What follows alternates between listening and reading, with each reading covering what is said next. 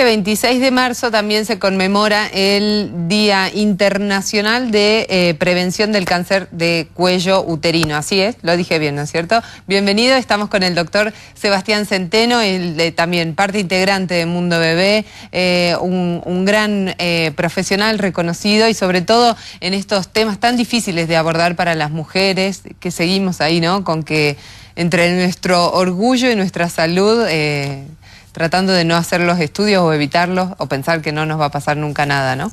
Sí, es verdad lo que decís, Valle. Bueno, gracias por la invitación y como siempre destacar que es importante tener tanto parte nuestra como toda la gente en general, aprovechar todas las oportunidades que estén a nuestro alcance para divulgar todo este tema de, sobre todo la prevención, que es lo más importante. Sí, exactamente. Hoy se conmemora en todo el mundo, si no me equivoco, una de las causas principales de muerte, ¿no? En mujeres. Sí, particularmente en nuestro país y más en nuestra región es la principal causa de muerte por cáncer en la mujer. Bien. Entonces, y sobre todo porque tiene que ver mucha su prevalencia y su incidencia en países, por ahí como nos dices, del tercer mundo, subdesarrollado. Es importante porque como generalmente son patologías de este tipo de población, no se hicieron muchos esfuerzos todavía por cambiar la condición de esa población. En Estados Unidos pasó de ser la principal causa de muerte por cáncer y hoy en día es la octava o novena. En cambio, en países como el nuestro, sí, particularmente en nuestra región, sigue siendo la principal causa de muerte por cáncer en las mujeres. ¿Y se puede prevenir? Sí, eso es lo más importante. Primero nosotros tenemos que tener en cuenta que el cuello uterino es un órgano de gran importancia e interés para todos los que hacemos ginecología y obstetricia, para los dos. Sí. Para los ginecólogos y los que hacemos oncología porque es el punto de partida de las neoplasias malignas y para el obstetra porque es el barómetro en lo que es el control del trabajo de parto. Claro. Ningún órgano del cuerpo humano es tan accesible al estudio tanto directo, celular, y eso se vio materializado en los avances, en primera instancia con el Papa Nicolau, que es el método que generalmente conocemos y más divulgado de prevención, y también porque nos permitió, al ser tan accesible, instaurar algunas técnicas terapéuticas que redundaron en muy buen resultado. Y como vos decís, lo importante es la prevención, porque muchas de estas patologías, a ver, lo que uno siempre les dice, primero, los programas de detección selectiva son para diagnosticar no el cáncer, porque cuando la paciente tiene cáncer, lamentablemente estamos llegando tarde, sino lesiones preneoplásicas, o sea, lesiones que si uno no las trata con el tiempo, con su evolución natural, me puede llegar a dar un cáncer. Bien. Y es importante destacar que cada vez lo estamos viendo a estas lesiones preneoplásicas en pacientes más jóvenes. Hace 3 décadas eran promedio 40 años, hoy lo estamos viendo en 25, 26 años en promedio. Y la gran mayoría de estas lesiones son asintomáticas, o sea, que no te producen ningún síntoma. Claro. Entonces, justamente... No me duele, no siento nada. Como un dolor en la zona, como un dolor de ovarios, no tengo flujo, nada de eso. Nada, porque generalmente cuando el síntoma clásico, una paciente con cáncer, si estamos hablando de la patología invasora, es una paciente 40, 45 años que haya tenido multípara, generalmente un flujo, como vos bien decís, vaginal, o generalmente el síntoma más frecuente es la metorragia, o sea, la pérdida de sangre, incluso luego de las relaciones sexuales, luego de la higiene diaria, o muchas pacientes refieren, no, tengo mayor cantidad, me dura más mi ciclo menstrual, más días, más cantidad, cuando en realidad eso ya es un síntoma de una patología. Entonces lo importante es detectar las patologías antes que me produzcan los síntomas. Entonces justamente para eso son la detección selectiva y también haciendo hincapié en que muchas de estas mujeres son jóvenes, entonces uno tiene que, o muchas todavía no tienen hijos o no formaron familia, entonces también la conservación de la integridad de todo su aparato genital, el cuello uterino, es un aspecto fundamental. Claro, eso te iba a decir, vos decías 25, 26 años, están viendo que hay comenzando las lesiones a aparecer en el cuello uterino y por ahí son mujeres que todavía ni han pensado en tener hijos, no han planificado nada todavía. Por eso, y no solo 25, sino pacientes mucho más jóvenes. Uno dice que generalmente tiene que comenzarse con el examen pélvico o el Papa Nicolau a partir de que la paciente tuvo su primera relación sexual. Claro. Entonces, o incluso a los 18 años, si no tuvo relaciones sexuales, comenzar con la detección selectiva. Entonces, por eso que nosotros siempre recalcamos que es importante, cada vez que una paciente consulta adolescente o joven por métodos anticonceptivos, recalcarle la importancia de estos métodos de detección selectiva. En las pacientes embarazadas también es fundamental recalcar, porque a ver, muchas pacientes ni van a los controles ginecológicos de rutina, pero cuando están embarazadas, tenemos una oportunidad adicional de poder pesquisar este tipo de trastorno. Entonces, por ahí muchas veces pacientes embarazadas que están con un sangrado no hay que atribuirle rutinariamente o sistemáticamente el sangrado del embarazo, ¿no? Explorar y ver más que nada el síntoma. Y esto nos va a permitir la detección precoz. Bien, vos decías, el Papa Nicolau es la principal herramienta que tienen ustedes para un montón, ¿no? De detectar un montón de enfermedades. Me gustaría recalcar cómo es ese estudio para que la gente le pierda el miedo y pueda hacerlo. Sí, eso es importantísimo. Hoy en día contamos con los programas de detección selectiva. Es importante que el cáncer se puede curar cuando uno lo detecta y lo trata a tiempo, o sea, en los estadios iniciales. El Papa Nicolau es un estudio de citología, o sea, ve las características celulares que uno toma la muestra. Es como un examen ginecológico, no es molesto, no es doloroso. Es en consultorio, no necesita anestesia, nada, todas las obras sociales los cubren. Si no tienes obras sociales en el hospital hay excelentes profesionales que también lo hacen. Pero hoy en día se vio que por ahí cuando uno trata de elegir el método de detección más apropiado, por ahí pueden surgir varios interrogantes. Primero porque tiene una tasa alta de falsos negativos, es decir, resultó que me dan negativo, pero la paciente tiene la enfermedad. Entonces, por eso también es importante que se complementó con la colposcopía, que generalmente también lo hacen con el Papa Nicolau, que es un microscopio para ver las lesiones. O sea, eso amplifican, mejoran la luz y la iluminación y ven el tipo de lesión de manera directa. Y hoy en día también, a partir del año 2012, creo que contamos también con el test de HPV, que es un test de biología molecular que es importante porque me detecta HPV. O sea, para tener la enfermedad necesitamos una paciente, una mujer, el hombre generalmente, que es el que contagia, y el factor que lo produce, que tanto la mujer como el hombre lo conocemos medianamente bien, pero en cuanto al carcinógeno no se lo conoce. Se puede plantear muchos posibles causas, pero obviamente el más importante son los virus, que es el HPV, que justamente todos estos métodos sirven para detectar, no son dolorosos, no son molestos. Aquí en Jujuy, primero tenemos una gran experiencia, sobre todo en la parte privada, en la parte pública. Acá en Jujuy fue el primer lugar de todo el país donde se comenzó a hacer la captura híbrida de HPV. Recién el año pasado, creo en Catamarca, Misiones, Tucumán, y paulatinamente lo van instalando en otras partes del país, pero en el hospital se hace justamente en el mismo acto, se hace la toma para el Papa Nicolau y para el test de HPV, o sea, no es molesto ni mucho menos. Y vos decías recién, cada vez que una adolescente se inicia sexualmente, cada adolescente que se inicia tiene que hacerse cada año un PAP, ¿no es cierto? Las recomendaciones de la Sociedad Americana de Oncología son eso: a partir de la primera relación sexual, un examen pélvico y un Papa Nicolau. Bien. Porque se vio que la mayoría de estas lesiones que nosotros decimos se presentan en los primeros años a partir de que comienza sus relaciones sexuales. Entonces, por eso es que siempre es importante aprovechar cada vez que una paciente consulta, incluso por cualquier otra causa médica, recomendarle el Papa Nicolau.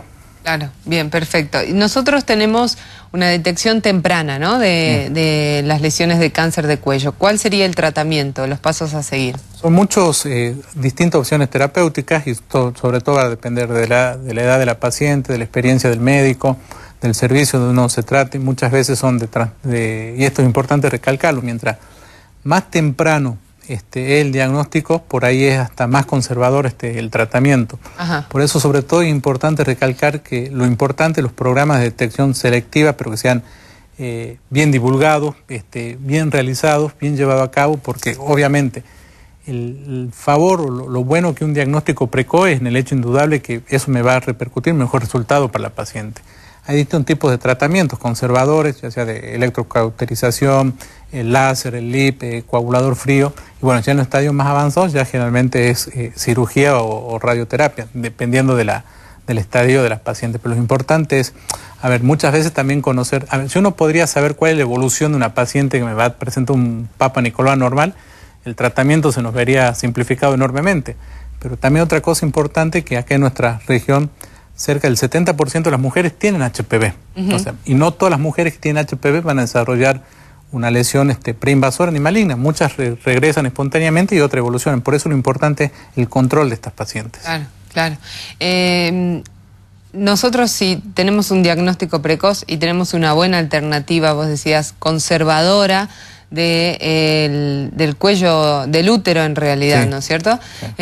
Esto significa que cáncer de cuello detectado a tiempo no es no voy a ser mamá nunca, no voy a poder ser mamá nunca, ¿no es cierto? Está compatible si nosotros podemos hacer bien las cosas y hacerlas a tiempo. Exactamente, y eso es lo importante, porque a ver, si bien es raro, pero incluso se diagnostica el cáncer ya invasor, la patología propiamente dicha en pacientes embarazadas. Y en esas pacientes sí el tratamiento va a depender de la edad de la paciente, del estadio del embarazo, de la extensión, de las creencias hasta religiosas, la propia paciente, su familia, de las convicciones, la capacidad del médico. O sea, no significa que nunca va a poder ser mamá, y como nosotros decíamos recién, el 80% de los diagnósticos de lesiones preinvasoras son en mujeres que todavía no tienen o todavía no terminaron su maternidad o planean seguir teniendo hijos. Entonces, justamente lo importante del diagnóstico precoz es para hacer un tratamiento conservador en esa paciente. Y en la etapa de la menopausia, ¿no? En donde las mujeres se quejan mucho, digamos, de que el periodo es irregular o el sangrado es mayor o dura en días, muchos más días que bueno, es una pregunta anteriores. Excelente.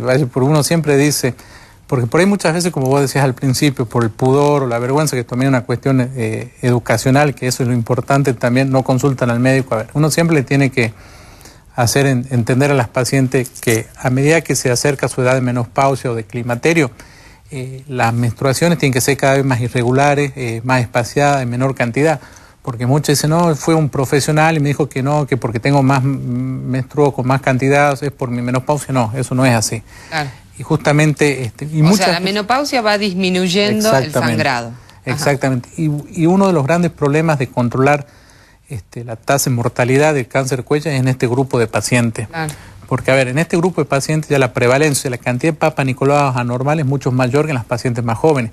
Pero dicen, no, porque yo ya no tengo relaciones sexuales, o sea, no me interesa tener más hijos. Exactamente, ¿no? Entonces no van al control de esas pacientes. Entonces, si uno le podría, por eso es que uno en general dice que el Papa Nicolau tendría que ser de por vida. Si uno lo podría hacer en las pacientes de más de 65 años, se beneficiarían un montón y disminuiría la incidencia y la mortalidad. O sea, el gran problema es el control de la mortalidad en este grupo de pacientes. Pero muchas pacientes también, eso es lo que uno le tiene que explicar, que justamente no es normal que en la menopausia esté con sangrado, menstrue más. O sea, siempre el médico tiene que estar atento a eso y explorar ese síntoma y no atribuirle a que sea por sus cambios de la edad, ¿no? O fuera también del mes, ¿no? Del espacio entre mes y mes. Exactamente. Entonces, por eso, recalcarle, a ver, y eso es importante porque se vio que, por ejemplo, en Estados Unidos el 72% de las mujeres tienen hecho Papa Nicolau, pero el 80% de las pacientes que no se hicieron el Papa Nicolau,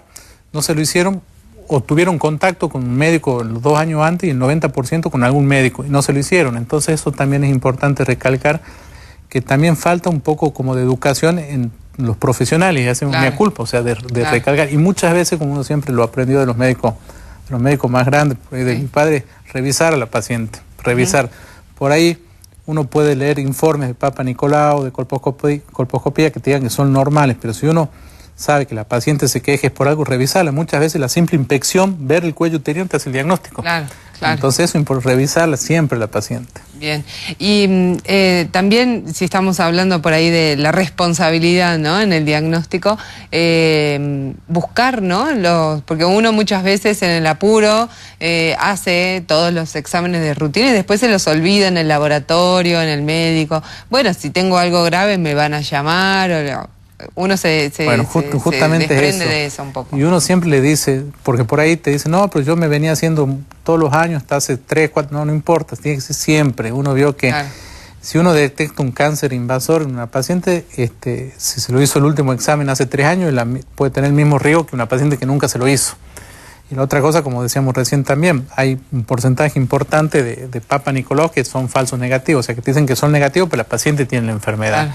Entonces esto es la responsabilidad tanto del médico, de la paciente, por ahí, como decimos, compartida, porque si la paciente se hace los exámenes, no lo retiran, no lo informan, por ahí es como si no se lo hicieran. Entonces, o no los vuelve a llevar a su médico, exactamente, ¿no? Exactamente, pasa. Uno cree que sabe qué es la bioquímico y entonces lee, no, si acá no dice nada, dice que es la normalidad. Por ahí hay algunos informes con algunos detalles un poco más médicos que por ahí el médico los tiene que saber interpretar y darse cuenta de algunas cosas. Para por eso ahí están especializados. Algunos Papa Nicolau te dicen, no sé, ASCU, que significa valor indeterminado. No significa que está bien, sino que hay que repetir por alguna causa que no me está validando valga la redundancia, la validez de la prueba, y hay que repetirla. Claro, exactamente. Lo que vos decías recién me quedó dando vueltas.